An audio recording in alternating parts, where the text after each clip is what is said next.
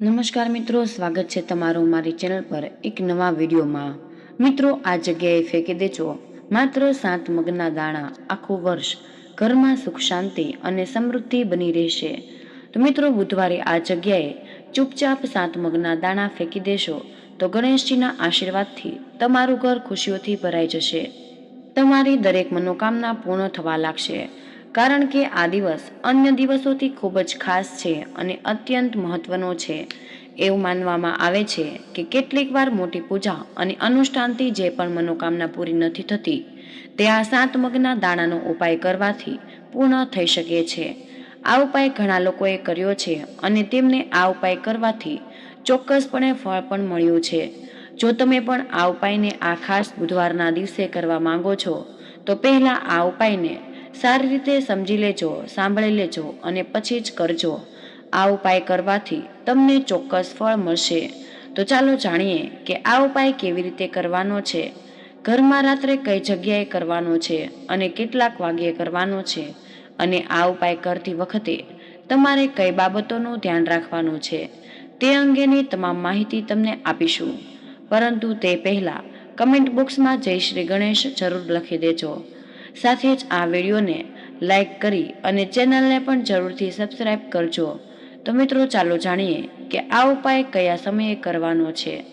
તો મિત્રો, તે પહેલા આપણે જાણી લઈએ કે આ ઉપાય કોને કરવાનો છે। એ છે કે 2 તો જો સીધી વાત એ આવે છે કે 7 મગના દાણાનો ઉપાય શા માટે કરવાનો છે, તે દરેક મનોકામના પૂર્ણ કરવા માટે અને જીવનના દુઃખ અને સમસ્યાઓને દૂર કરવા માટે, અથવા તો તમારું કોઈ પણ મોટું કામ છે જે પૂર્ણ નથી થઈ રહ્યું, જે વ્યક્તિ પોતાની મનોકામના પૂર્ણ કરવા માંગે છે, તો તે આ ઉપાય કરી શકે છે।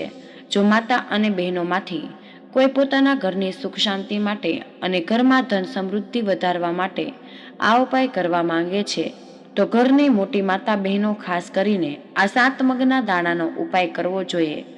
કારણ કે માતાઓ અને બહેનો ઘરની લક્ષ્મી છે અને જ્યારે ઘરની લક્ષ્મી કોઈ પણ ખાસ ઉપાય કરે છે, તો તેનું પરિણામ ખૂબ જ ઝડપથી અને ખૂબ જ મોટા પ્રમાણમાં પ્રાપ્ત થાય છે। અન્યથા આ ઉપાય કોઈ પણ વ્યક્તિ કરી શકે છે, પછી ભલે તે વૃદ્ધ હોય, નાનો હોય કે બાળક હોય। જે વ્યક્તિ બુધવારના દિવસે આ 7 મગના દાણાનો ઉપાય કરે છે, તો તેનું ફળ ખૂબ જ જલ્દી મળે છે, જે ગણેશજીને સમર્પિત છે। તેથી ચાલો જાણીએ કે આ 7 મગના દાણાનો ઉપાય કેવી રીતે કરવાનો છે। પરંતુ પહેલા આ ઉપાય કયા સમયે કરવાનો છે, તો મિત્રો, 7 મગના દાણાનો ઉપાય આજે બુધવારના દિવસે સાંજે પ્રદોષકાળના સમયે કરવાનો છે। હવે ઘણા લોકોના મનમાં એ પ્રશ્ન હશે કે આ પ્રદોષકાળનો સમય ક્યારે છે, તો પ્રદોષકાળનો સમય સાંજે 6 વાગ્યાથી 7 વાગ્યા સુધીનો હોય છે। તમે આ સમય દરમિયાન આ ઉપાય કરો છો તો એનું પરિણામ ચોક્કસ મળશે। સાંજે 6 થી 7 મગના દાણાનો ઉપાય કરી શકો છો। હવે ઘણા લોકોના પ્રશ્ન હશે કે અમે નોકરી કરીએ છીએ, અમે બહાર જઈએ છીએ અને જો અમને આવવામાં મોડું થાય તો આ જગ્યાએ શું કરવું। તો જો લોકોએ પણ ચિંતા કરવાની કોઈ જરૂર નથી। જો તમને ઘરે આવવામાં મોડું થાય તો આ ઉપાય રાત્રે 7 કે 8 વાગ્યા સુધીમાં કરી શકો છો। કારણ કે બુધવારનો દિવસ જે હોય છે, આ દિવસે ભાગ્યે જ આવે છે અને તેથી જ આપણે પણ તમને સમય મળે ત્યારે તમારે આ ઉપાય કરવો જોઈએ। જો તમે કોઈ પણ કાર્યમાં વારંવાર નિષ્ફળ થઈ જઈ રહ્યા છો અથવા આર્થિક નુકસાનનો સામનો કરી રહ્યા છો, તો આ ખાસ ઉપાય અવશ્ય જ કરવો જોઈએ। મિત્રો, બુધવારના દિવસે શક્ય હોય તો આ ઉપાયને સમય મર્યાદામાં કરો, પરંતુ જો કોઈ કારણસર તમે તે કરી નથી શકતા, તો મિત્રો, તમે તેને થોડું મોડું પણ કરી શકો છો। તમને તમારા ઉપાયના પરિણામો ચોક્કસ મળશે। 7 મગના દાણાનો ઉપાય કરવાનો છે જો કોઈ કારણસર તમારા જીવનમાં ધન અને સમૃદ્ધિની સમસ્યા છે, જો તમે પૈસાને લઈને ખૂબ જ ચિંતિત છો, ઘણીવાર તમે મહેનત કરો છો પણ છતાં સફળતા નથી મળતી, જો તમે કોઈ કાર્યમાં નિષ્ફળ જઈ રહ્યા છો અથવા આર્થિક નુકસાનનો સામનો કરી રહ્યા છો, તો બુધવારના દિવસે આ ઉપાય અવશ્ય જ કરી લેજો। તો ચાલો જાણીએ કે આ ખાસ ઉપાય વિશે। પરંતુ પહેલા તમે ચેનલ પર નવા છો તો ચેનલને સબસ્ક્રાઈબ કરી વિડીયોને લાઈક કરી દેજો। કમેન્ટ બોક્સમાં જય શ્રી ગણેશ જરૂરથી લખી દેજો। તો મિત્રો, ગુરુદેવે કહ્યું છે કે બુધવાર બુદ્ધિ, જ્ઞાન અને વિવેક આપનાર ભગવાન ગણેશને સમર્પિત છે અને ભગવાન ગણેશ ભગવાન શિવનો સૌથી પ્રિય પુત્ર છે. તેથી બુધવાર કરવામાં આવેલા આ 7 મગના દાણાનો ઉપાય તેની સાથે મહાદેવને સમર્પિત છે. તે ભગવાન ગણેશને પણ પ્રસન્ન કરશે. આ વિડીયોમાં ગુરુદેવ દ્વારા આપવામાં આવેલા 2 ખૂબ જ ખાસ ઉપાય વિશે જાણીએ. જો તમે તમારા કોઈ પણ કાર્યમાં અવરોધોનો સામનો કરી રહ્યા છો, જો તમે કોઈ પણ પ્રકારના કામમાં સફળતા નથી મળી શકતા, અથવા તો જો તમે તમારી બુદ્ધિમાં સુધારો કરવા માંગતા હોય, અથવા તો તમારા જ્ઞાન અને ડહાપણમાં વધારો કરવા માંગતા હોય, તો ખાસ કરીને આવા લોકો માટે આ પહેલો ઉપાય છે. આ ઉપાય કરવા માટે સૌપ્રથમ તમારે 7 મગના દાણા લેવાના છે. આ ઉપાય માટે તમારી પાસે જેટલા પણ તેટલા લીલા મગ લેવાના છે, પરંતુ તમારે ખાસ વસ્તુ લેવાની છે. ગુરુદેવે આ ઉપાય જણાવ્યો છે કે તમારે જે લીલા મગના દાણા લેવાના છે અને તે આખા હોવા જોઈએ, એટલે કે તે તૂટેલા ન હોવા જોઈએ. આ માટે જ 7 મગના દાણાની જરૂર પડશે. તમારે આ 7 મગના દાણાનો ઉપાય કરવા સીધા જ ભગવાન શિવના મંદિરમાં પહોંચવું પડશે. મિત્રો, તમે આ ઉપાય સવારથી સાંજ સુધીમાં કોઈ પણ સમયે કરી શકો છો, પરંતુ જો તમારી પાસે સમય હોય તો આ ઉપાય પ્રદોષકાળ દરમિયાન પણ કરી શકો છો, કારણ કે પ્રદોષકાળ દરમિયાન ભગવાન શિવ શારીરિક રીતે શિવલિંગમાં બિરાજમાન હોય છે. એટલા માટે તમારે આ તિથિએ શ્રેષ્ઠ ઉપાય કરવાનો છે. આ દિવસે તમારે આ ઉપાય ફક્ત પ્રદોષકાળ દરમિયાન જ કરવાનો છે.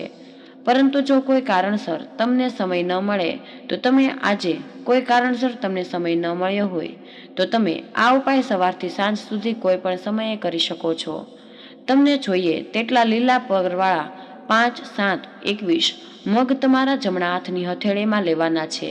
તમારે આ લીલા મગને તમારી મુઠ્ઠીની અંદર બંધ કરવા પડશે. મિત્રો, મગના દાણાની મુઠ્ઠીને સૌપ્રથમ તેને શિવલિંગને સ્પર્શ કરાવીને, તમે બધા જાણો જ છો કે જ્યારે પણ આપણે શિવલિંગ પર કોઈ પણ સામગ્રી ચડાવીએ તો તેને શિવલિંગથી સ્પર્શ કરીએ છીએ. એટલે સૌપ્રથમ તે મુઠ્ઠીને શિવલિંગ પર સ્પર્શ કરવાનો છે. મિત્રો, તે વખતે શિવપુરાણના મહામૂળ મંત્ર શ્રી શિવાય નમસ્તુભ્યમ અથવા ઓમ નમઃ શિવાય મંત્રનો તમારી જે પણ ઈચ્છા હોય, કોઈ પણ પ્રકારના કામમાં તમને અડચણ આવતી હોય, તમારા જીવનમાં ગમે તે રોગ હોય તમારા જીવનમાં ચાલી રહ્યું છે, અથવા તો જે પણ પ્રકારની સફળતા મેળવવા માંગો છો, જો તમારી કોઈ પણ પ્રકારની ઈચ્છા હોય, તમારે મહાદેવને જણાવવી પડશે. તમારે તમારી મુઠ્ઠી શિવલિંગ પાસે રાખીને તમારી ઈચ્છા મહાદેવને જણાવવી પડશે. તમારે આ મંત્રનો જાપ પણ કરવો પડશે. શ્રી શિવાય નમસ્તુભ્યમ આ મંત્રનો જાપ કરતી વખતે તમારે તમારી ઈચ્છા વ્યક્ત કરવી પડશે. આ પછી તમારે આ લીલા મગની મુઠ્ઠીથી મહાદેવના ચરણોને સ્પર્શ કરવાનો છે. તમારે શ્રી શિવાય નમસ્તુભ્યમ આ મંત્રનો જાપ કરવો પડશે. પછી જ શિવલિંગની સામે બોલ્યા હતા તે જ ઈચ્છા તમારે ત્યાં કહેવાની છે. તે જ મુઠ્ઠી મગને નંદી મહારાજ પાસે લઈ જઈને તેને સ્પર્શ કરાવીને ત્યાંથી પણ આ મુઠ્ઠી હટાવીને હવે આ મુઠ્ઠીને લઈને તમારે આસપાસ શિવના મંદિરની આજુબાજુ જે પણ બેલપત્ર ઝાડ છે ત્યાં જવાનું છે. માત્ર એક જ વાર કરવાનું છે. ખાસ કરીને બુધવારે દિવસે જ્યારે પણ કોઈ પણ ખાસ સ્થિતિ આવે, આ ઉપાય માત્ર તે જ દિવસે કરવાનો છે. એટલા માટે જ આ ઉપાયને ખૂબ જ ધ્યાનથી સમજવાનો છે. બેલપત્ર પહોંચ્યા પછી ઝાડના દર્શન કરો. તમારે મગના દાણાને બેલપત્રના ઝાડને સ્પર્શ કરવાનો છે. તમારી જે ઈચ્છા છે શિવજીને કહેવાની છે, નંદી મહારાજની સામે પણ કહેવાની છે. તમારે બેલપત્રના વૃક્ષ પર લીલા મગના દાણાનો સ્પર્શ કરવાનો છે અને ત્યારે તમારે શ્રી શિવાય નમસ્તુભ્યમ બોલવું પડશે અને તે દાણાને ત્યાં બીલીપત્રના ઝાડને સ્પર્શ કરાવીને અર્પિત કરી દેવાના છે. અને શ્રી શિવાય નમસ્તુભ્યમ આ મંત્રનું સ્મરણ કરીને તમારે મહાદેવને પ્રાર્થના કરવાની છે કે તમારી જે પણ ઈચ્છા હોય તે પૂર્ણ થઈ જાય. મિત્રો, ગુરુદેવે કહ્યું છે જે કોઈ પણ બુધવારના દિવસે આ ઉપાય કરે છે તેના જીવનમાં એવી કોઈ ઈચ્છા બાકી રહેતી નથી, એવું કંઈ કાર્ય નથી રહેતું. તમારા લગ્ન માટે આ ઉપાય કરો તે થઈ શકે છે. તમે તમારા લગ્ન માટે આ ઉપાય કરો છો, નોકરી કે ધંધા માટે જો તમે દિલથી પ્રાર્થના કરી હશે તો મહાદેવ તમારી સંપૂર્ણ પ્રાર્થના સ્વીકારી લેશે. બુધવારના દિવસે અવશ્ય જ કરજો. હવે મિત્રો, ચાલો જાણીએ કે અન્ય વિશેષ અને ચમત્કારી ઉપાય વિશે. આ ઉપાયનો ઉપયોગ તમારી કોઈ પણ મનોકામના પૂર્ણ કરવા માટે કરવામાં આવે છે. તમારે એક લોટનો દીવો તૈયાર કરવાનો છે અને તેમાં શુદ્ધ ઘી નાખીને તેને તૈયાર કરવાના છે. પછી તમારે તેની સાથે જ એક લીલા આખા મગનો દાણો લેવાનો છે. હવે તમારે બંને વસ્તુઓ સીધા શિવજીના મંદિરે પહોંચવાનું છે. આ ઉપાય ખાસ કરીને તમારે પ્રદોષકાળના સમયગાળા દરમિયાન જ સાંજના સમયે કરવાનો છે. આ લાંબી વાટનો દીવો કરીને તમારે ભગવાન ગણેશની સ્થાને એટલે કે શિવલિંગની સીધી બાજુએ કરવાનો છે. તમારે એક લાંબી વાટનો દીવો છે તેને ત્યાં સૌપ્રથમ રાખવાનો છે. જો તમારે આ દીવો જ્યાં ભગવાન ગણેશ અને શિવલિંગ છે ત્યાંથી થોડો દૂર રાખવાનો છે અને તમારે તેને ત્યાં પ્રગટાવવાનો છે. તમારી પાસે જે પણ મગનો દાણો છે તે દીવો પ્રગટાવ્યા બાદ એક મગના દાણાને તમારે દીવાની અંદર મૂકી દેવાનો છે. જે બાજુ દીવો પ્રગટાવવાનો છે તે તરફ જુઓ, એટલે કે ભગવાન ગણેશની બાજુમાં નજીકમાં દીવો પ્રગટાવ્યો છે તેની બાજુમાં જ તમારે બેસી જવાનું છે અને દીવો પ્રગટાવતી વખતે તમારે ઓછુંમાં ઓછું 5 મિનિટ તો બેસવું જ પડશે. પછી શ્રી શિવાય નમસ્તોભ્યમ 11 વાર જાપ કરવાનો છે. દીપ પ્રગટાવીને શ્રી શિવાય નમસ્તોભ્યમ આ મંત્રનો જાપ કરીને તમારી ઈચ્છાની પૂર્તિ મહાદેવને પ્રાર્થના કરવાની છે. લીલા મગના દાણાનો આ ઉપાય ભગવાન ગણેશને પણ સમર્પિત છે. લીલા મગના આ ઉપાય કોઈ પણ પ્રકારની સમસ્યા દૂર કરશે. તેનાથી ઈચ્છાઓ ખૂબ જ ઝડપથી પૂરી થાય છે. તમારે આ ઉપાય ફક્ત બુધવારના દિવસે જ કરવાનો છે. આમ કરવાથી તમારી જે કંઈ પણ ઈચ્છા બાકી છે તે જલ્દીથી જ પૂર્ણ થઈ જાય છે.